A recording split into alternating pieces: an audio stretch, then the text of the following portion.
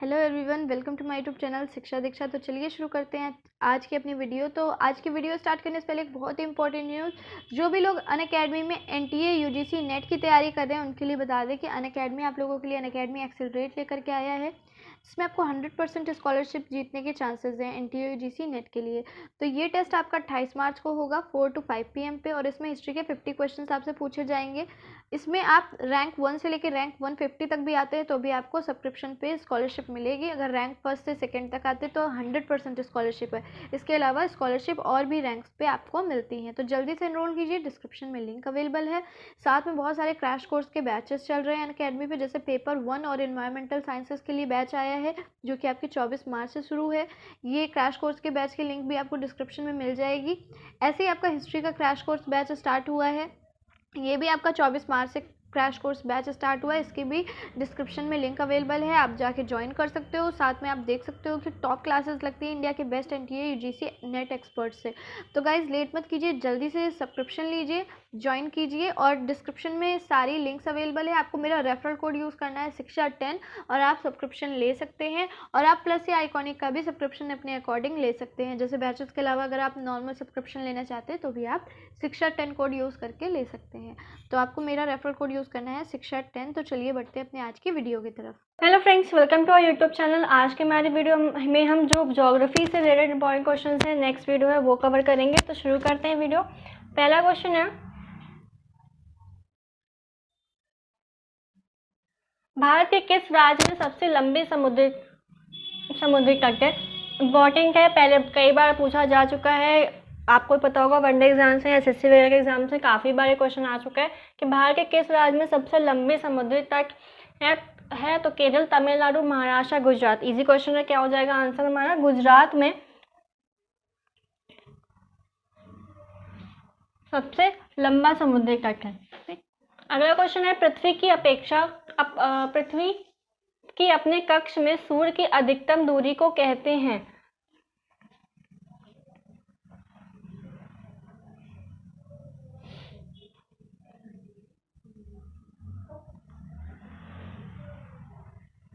ठीक, मान लीजिए सन है, ये अर्थ है, अर्थ रोटेट रेवोल्यूशन ले रहा है सन के अराउंड।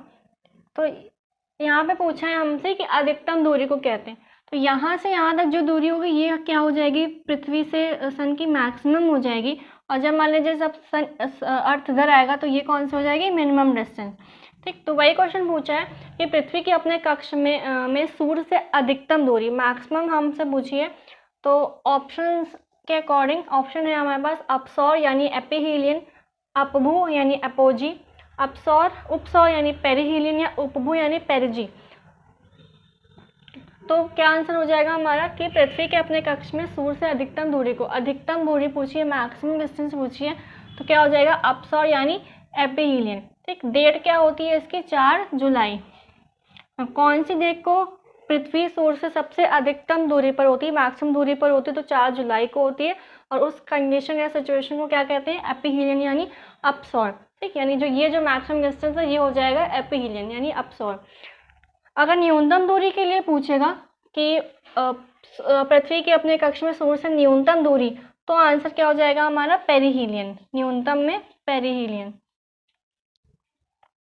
ठीक, न्यूनतम कब होगी? न्यूनतम जब होगी तो कौन सी सिचुएशन होती है? पेरिहीलियन। और डेट क्या होती है? 3 जनवरी। ठीक, तो अगर मैक्सिमम पूछे कि पृथ्वी की अपने कक्ष में सूर्य से अधिकतम दूरी यानी मैक्सिमम, तो हो जाएगी एपिहीलियन जो होती है 4 जुलाई को। और न्यूनतम पूछे कि सूर्य की अपने कक्ष में पृथ्वी की अपने कक्ष में सूर्य से न्यूनतम दूरी, तो क्या हो जाएगा? पेरिहीलियन यानी उपसौर, जो कब होती है? 3 जनवरी को। 2 टर्म यहाँ पे और मेंशन है कि अपभू और उपभू, ये दोनों भी देख लेते हैं।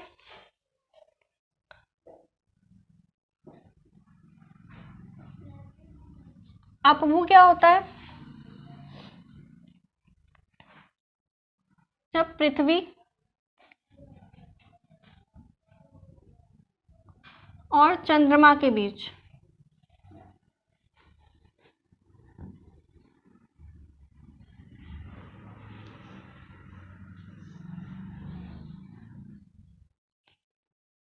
पृथ्वी और चंद्रमा के बीच जब दूरी अधिकतम हो।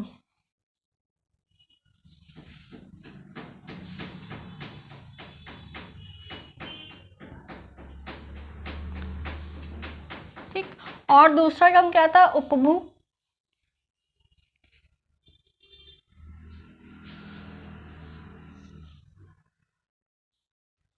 तो उपभू में क्या हो जाएगा, जब पृथ्वी और चंद्रमा के बीच की दूरी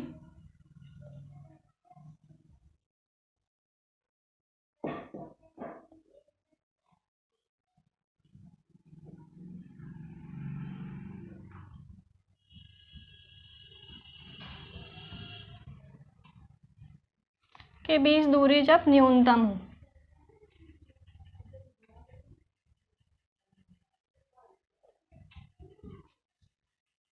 ठीक, तो चारों टर्म एक बार फिर से देख लेते हैं। एपीहीलियन कब होगा, जब पृथ्वी अपने कक्ष में सूर्य से अधिकतम दूरी पर होगा, 4 जुलाई को, वो हो जाएगा एपीहीलियन। न्यूनतम कब होगा, पेरीहीलियन पे, जब पृथ्वी सूर्य से न्यूनतम दूरी पर हो, तो पेरीहीलियन 3 जनवरी को।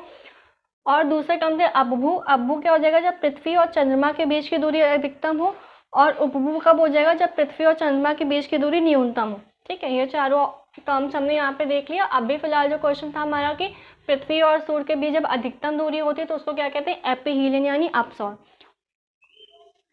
अगला क्वेश्चन है, ब्लैक फॉरेस्ट पर्वत स्थित है फ्रांस, जर्मनी, रशिया या चाइना। जो ब्लैक फॉरेस्ट पर्वत है वो कहाँ पर स्थित है, ब्लैक फॉरेस्ट पर्वत स्थित है जर्मनी में।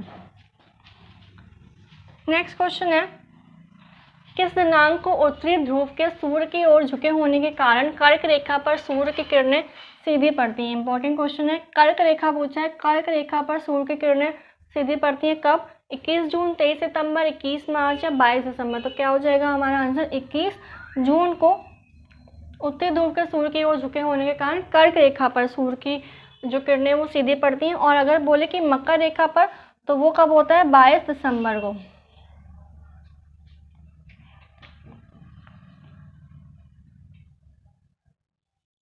अगर ऐसे क्वेश्चन आ जाए होने के कारण मकर रेखा पर सूर्य की किरणें सीधे पड़ती तो वो कब होगा, 22 दिसंबर को। और कर्क रेखा को पर 21 जून को।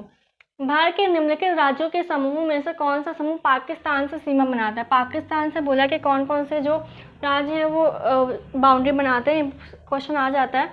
तो ऑप्शन है जम्मू कश्मीर, हिमाचल प्रदेश, पंजाब, राजस्थान। ये तो नहीं होगा क्योंकि जम्मू कश्मीर है। पंजाब, फिर हिमाचल प्रदेश है क्योंकि।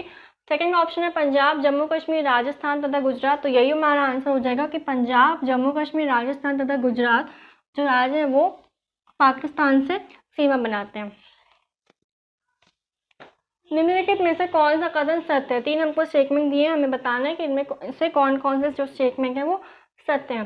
पहला है पूर्वी घाटों को सह्याद्री कहा जाता है। तो ये तो गलत ही है। पहला, पूर्वी घाट को सह्याद्री नहीं, पश्चिमी घाट को यानी वेस्टर्न घाट्स को सह्याद्री कहते हैं।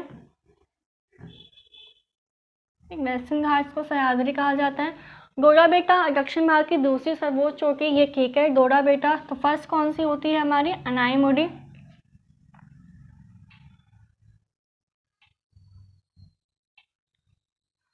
फर्स्ट अनाईमुडी और सेकंड डोडा बेटा।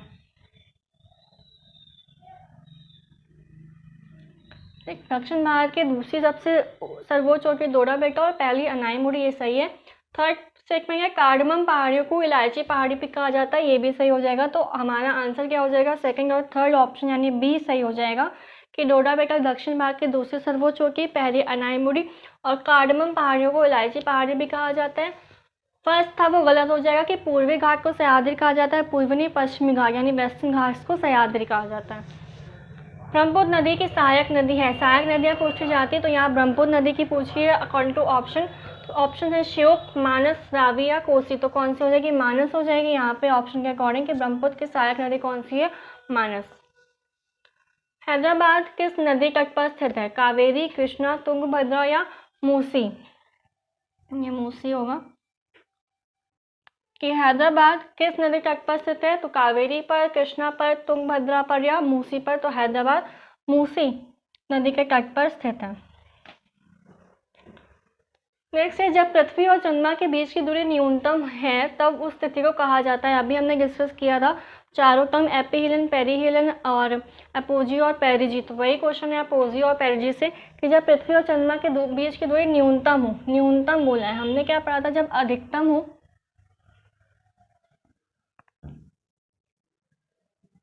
अधिकतम होगी तो क्या होगा और न्यूनतम होगी तो क्या होगा। तो जब पृथ्वी और चंद्रमा के बीच की दूरी अधिकतम होती है तो अपभू कहते हैं उसको, और जब न्यूनतम होती है तो उपभू कहते हैं। तो यहाँ पे न्यूनतम ही पूछा है हमसे, तो क्या हो जाएगा हमारा फोर्थ आंसर हो जाएगा उपभू यानी पेरिजी। जब पृथ्वी और चंद्रमा के बीच की दूरी न्यूनतम हो तो उपभू, मैक्सिमम हो तो अपभू। और एपीहीलियन क्या था, जब पृथ्वी और सूर्य के बीच की दूरी अधिकतम हो तो एपीहीलियन यानी अपसौर, और जब पृथ्वी और सूर्य के बीच की दूरी न्यूनतम हो यानी मिनिमम हो तो अपसौर, उपसौर। पृथ्वी की भूपृष्ठ में मौजूद सर्वाधिक तत्व है, लोहा, निकेल, एल्यूमिनियम या ऑक्सीजन। कौन सा सर्वाधिक, मैक्सिमम कौन सा है, ऑक्सीजन हो जाएगा। कितने, अप्रॉक्स 47%, अप्रॉक्स 47, मैक्सिमम, सबसे मैक्सिमम कौन सा, ऑक्सीजन, अप्रॉक्स 47%। 200 सेंटीमीटर और अधिक औसत वार्षिक वर्षा वाले क्षेत्रों में विकसित होने वाली मृदा है, वो कौन सी सॉइल है, जो कौन सी मृदा है जो 200 सेंटीमीटर और अधिक औसत वार्षिक वर्षा वाले क्षेत्रों में पाई जाती है। तो saline soil, laterite soil, alluvial soil या ब्लैक सॉइल। तो कौन सी वो होती है, लैटेराइट सॉइल होती है। वो लैटेराइट सॉइल में किस चीज़ की अधिकता पाई जाती है, laterite soil is rich in iron and aluminium. Iron और एल्यूमिनियम की अधिकता पाई जाती है। कौन कौन से क्रॉप्स होंगे, टी, कॉफ़ी, रबर,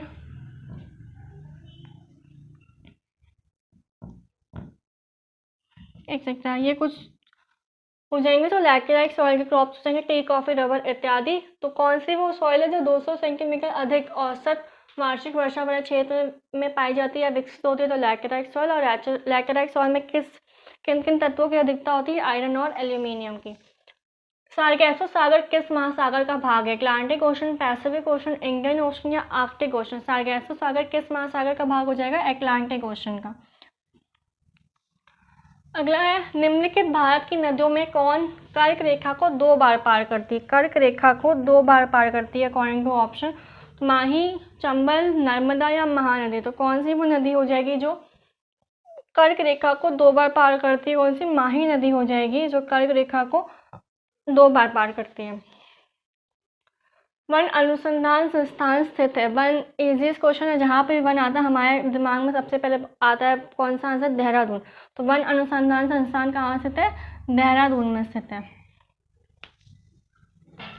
अगला क्वेश्चन है, भारत में सबसे बड़ी तेल शोधनशाला है, भारत में कौन सी सबसे बड़ी तेल शोधनशाला है। ऑप्शन है हमारे पास, डिगबोई, मथुरा, जामनगर या तातीपाका। तो कौन सी हो जाएगी सबसे बड़ी तेल शोधनशाला, कौन सी हो जाएगी, जामनगर। जामनगर में सबसे बड़ी तेल शोधनशाला है। ठीक, ये थी हमारी आज की वीडियो जिसमें हमने ज्योग्राफी, भूगोल से संबंधित कुछ इंपॉर्टेंट क्वेश्चंस कवर किए। आई होप आपको वीडियो पसंद आई होगी। वीडियो को लाइक करिएगा, शेयर करना मत भूलिएगा। मिलते हैं अपने अगले सेशन में, तब तक के लिए पढ़ते रहिए, सीखते रहिए शिक्षा दीक्षा के साथ।